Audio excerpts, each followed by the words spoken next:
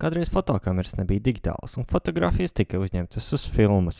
Filma angļu valodā ir movie, kas nozīmē motion picture, jeb kustoša bilde. Līdz ar to filmu jeb video ir nekas cits kā viena bilde aiz otras. Katru bildi video sauc par kadru, jeb angliski frame. Tas, cik bildes tiek parādīts vienā sekundē, sauc par kadru skaitu sekundē, jeb frames per second, jeb FPS.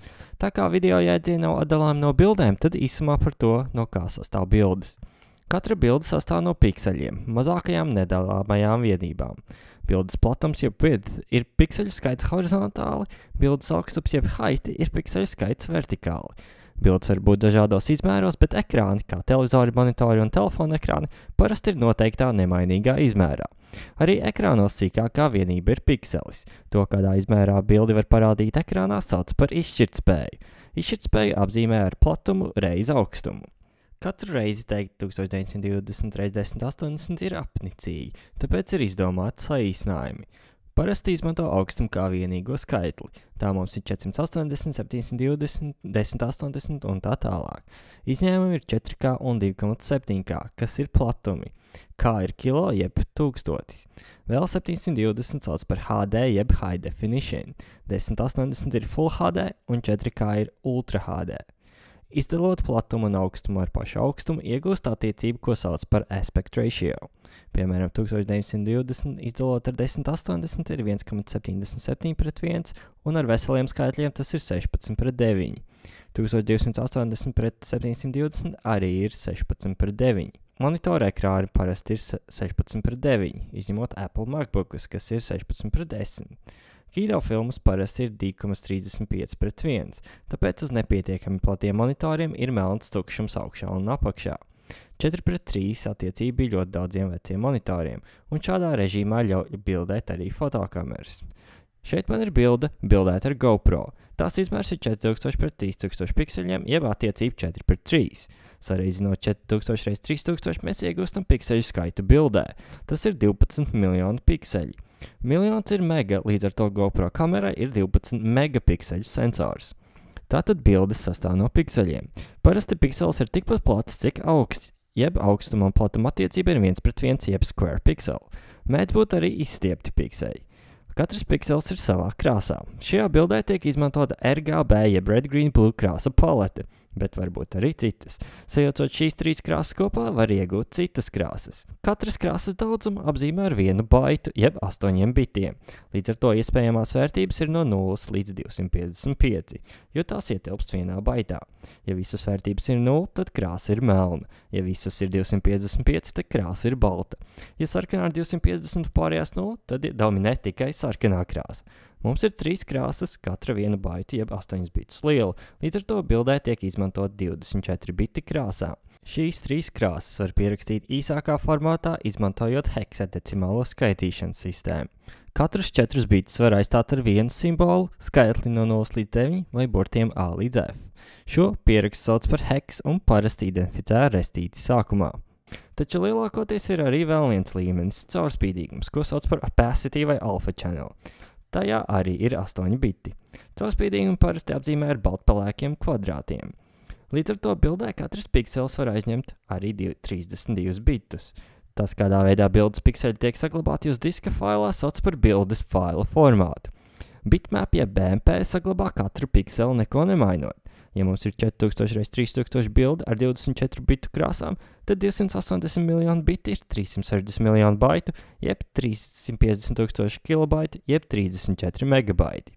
Tātad bitmap failu formāts neveic nekādu saspiežanu. Bildē katrs piksels ir oriģinālajā stāvoklī un bildes izmērs ir visai liels.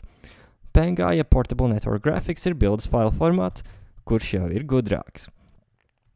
Tas nemaina bildes kvalitāti, bet gudri samazina failu izmēru. Līdz ar to var teikt, ka lietot PNG formātu ir kā sazipot bildes. PNG formāts arī atbalsta caurspīdīgumu, ko neatbalsta bitmap formāts. Vēl populārs ir JPEG failu formāts. Ar to var iegūt mazāk izmēru bildes, taču tiek upurēta kvalitāte. JPEG failu formātam var norādīt vēlamo bildes kvalitāti. Jo lielāka kvalitāte, jo mazāk tiek pazaudētas detaļas. JPG ieguvums ir tāds, ka saspiestā bilde cilvēkai acī neizskatās sliktāk par oriģinālu, un faila izmērs ir krietni mazāks, šajā gadījumā 1,8 megabaiti. Mainot bildes izmēru, pikseļi maģiski neparādas un nepazūd. Samazinot bildes izmēru, algoritmi izmet liekos pikseļus un bilde parasti izskatās tikpat labi, taču pazūd detaļas palielinājumā. Palielinot bildes izmēru, katra pikseļa apkārtnē tiek ielikt papildus līdzīgi pikseļi, taču kvalitāte maģiski neuzlabojas. Atpakaļ pie video. Video sastāv no kadriem, un katrs kadrs ir viena bilde. Tas, cik bilžu tiek parādīts sekundē, sauc par kadriem sekundē. Jo vairāk kadru sekundē, jo mazāk ir kustības kropļojums. Filmā vēsturiski iegājas 24 kadri sekundē. Tā bija kādreiz, mēs pie tā esam pieraduši, un tāpēc tā ir joprojām. Filmas ar citiem kadriem sekundē izskatās citādi. Filmai The Hobbit bija 48 kadri sekundē, un tā izskatījās ne sliktāk, ne labāk, bet gan citādāk un nepierastāk. Seriāliem ir kādi 25 vai 30 kadri sekundē, taču cilvēks īsti nepateiks atšķirības starp 24, 25 vai 30 kadriem sekundē. Sporta video var tikt filmēti ar 60 vai vairāk kadriem sekundē, un tāpēc izskatās realistiskāk. Ja ir filmēts ar augstajiem kadriem sekundē, tad atskaņojot ar zemākiem kadriem sekundē var iegūt dabīgu nekropļotu palielinājumu.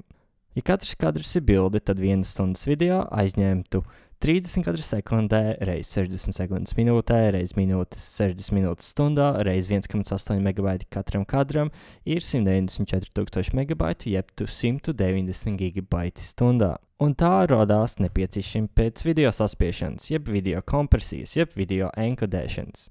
Video saspiešana ir faila izmēra samazināšana bez iespējas mazāk samazinot kvalitāti. Skatoties šīs bildes, ir redzams, ka daudz kas šajās bildēs paliek nemainīgs un mainās tikai daži pikseļi. Līdz ar to visai neefektīvi glabāt vienus un tos pašus pikseļus vairākas reizes. Un tā vispārīgi strādā video kodeki. Tiek izvēlēts viens galvenais kadrs, jeb keyframe, un noteikti skaits nākamo kadru tiek saglabāts kā atšķirības no iepriekšējā kadra. Līdz ar to vairs netiek izmantotas daudzas pilnas bildes, bet gan tikai viena pilna bilde un daļa no pārējām. Attālums starp keykadriem sauc par distanci. Ja skatoties video internetā parādās pikseļu kropļojums, tad pa ceļam ir pazudis keyframes. Tāpat kā bildēm bija vairāki formāti, katrs ar savām īpašībām, tā priekšvideo ir savi formāti jeb kodeki. Viens no populārākajiem ir H264 jeb MPG4 AVC. H264 ir kodeka nosaukums, bet X264, ja par to ir dzirdēts, ir atvērtā kodu rīks, kas veic saspiešanu. Ja enkodēšana ir saspiešana, tad video skatīšanās laikā to vajag atspiest jeb dekodēt. Tā kā H264 ir populārs, daudzās mobilajās ierīcēs ir čips, kas spēj efektīvi atkodēt H264 video, patērējot mazāk enerģijas un baterijas. Katram formātam ir dažādi parametri, un es pastāstīšu par H264 parametriem. Pirmais parametrs ir profils. Kā jau es teicu, dažādās ierīcēs var būt čips video dekodēšanai, taču dažādi ierobežojumi dēļ visu nav iespējams ievietot čipā. Tāpēc ir definēti profili, kuros ir noteikts, kādas kompresijas iespējas maksimāli izšķirtspēja un kadri sekundē ir ierobežot šajā profilā. Baseline ir vājākām ierīcēm, main ir piemērots TV kvalitātei un high ir paredzēts labas kvalitātes video. Tā kā ar laiku var nākt klāt lielākas atbalstītas izšķirtspējas un citas iespējas, tad profili tiek iedalīti līmeņos. Vecākas ierīces atbalsta mazākus līmeņus, jo tajā laikā jaunāka nebija. Piemēram, iPhone 3 iespējams atbalsta 2.1 līmeni. Līdz ar to, jo zemāks līmenis, jo vairāk ierīču spēs atskaņot jūsu video. Bitrates nozīmē to, cik daudz bitu tiks izmantots 1 sekundes aizkodēšanai. Jo lielāks daudzums, jo mazāks kvalitātes zudums, bet lielāks faila izmērs. Ir divi veidi, kā var veikt kompresiju. Pirmais veids ir konstants jeb nemainīgs bitrates jeb CBR. Jūs norādat, cik daudz megabitu izmantot 1 sekundei. Kompresija notiek ātri un faila izmērs ir paredzams. Mīnus ir tāds, ka var būt lielāks faila izmērs nekā optimāli būtu iespējams. Otrs risinājums ir mainīgs bitrates jeb variable bitrate. Kodeks saspiež video nevis ar vienu nemainīgu bitrate, bet gan to pielāgo katram video posmam. Jūs izvēlaties vēlamo bitrate, tāpat kā iepriekš, un arī maksimālo, kas netiks pārsniegts. VBR2 pass kodēšanu veiks 2 soļos. Pirmajā reizē tiks iziests cauri video, un tas izanalizēts. Otrajā solī tiks veikta pati kodēšana. Ar VBR2 pass ir līdz ar to iespējama labāka kvalitāte un mazāks izmērs, taču tas aizņems vairāk laika. Gala rezultāts tiek ievietots failā ar paplašinājumu MP4. Šis fails gan nav video fails, bet gan ietvars jeb konteineris. Analoģija būtu zip fails, kurš satur citus failus.